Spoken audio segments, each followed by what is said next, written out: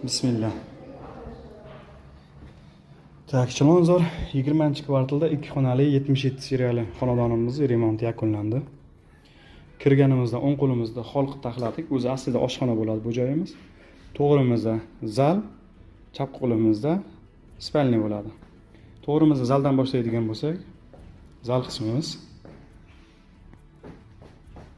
330 ga 520 lik xona. Tivozona qilib taxlaganmiz. Yonlarni podsvetka qilib chiroyli qilib taxladik. Tepalar natujdan qilingan. Asosiy kirish eshigimiz отпечаткali eshiklar qo'yilgan. Bu joyga ham chiroyli qilib yumshoqni taxladik. Tak.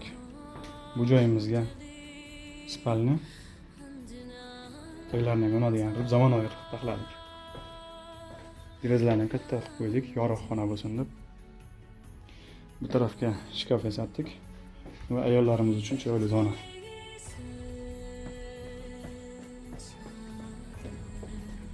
Orqa tarafimizda sanuzel, kir mashina uchun joy.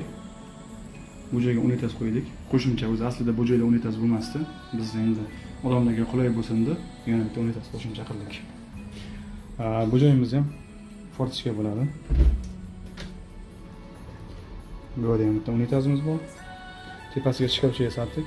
Bo'lmagan o'g'il narsalar qo'yish uchun. Bu joyimizda xohlasa stol qilsa, puffikchalar bo'ladi. Buni tagiga sandiqcha, banka qo'yiladi, choy ichadigan joy bo'ladi. Balkonga oshxonani chiqazganmiz. Bu joyni chiroyli qilib barq qilib yasatdik. Oshxonamizda hozir ustalarimiz narsalar turibdi, sal paletkasiz. Bu balkonni yarimdan ko'prog'ini detskiy qilib foydalandik.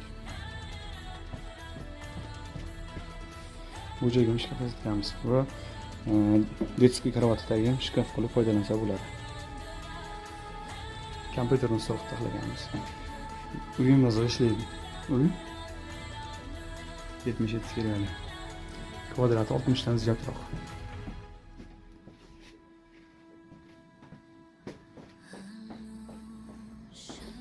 Xudo xohlasa hammaga manzur bo'ladi. Sotuvga endi chiqazdik. Xohlasa mebel texnikasi bilan, xohlasa bez mebel texnika qilib ham sotamiz. Lekin bu ko'rib turgan narsalar hammasi qoladi, xudo xohlasa.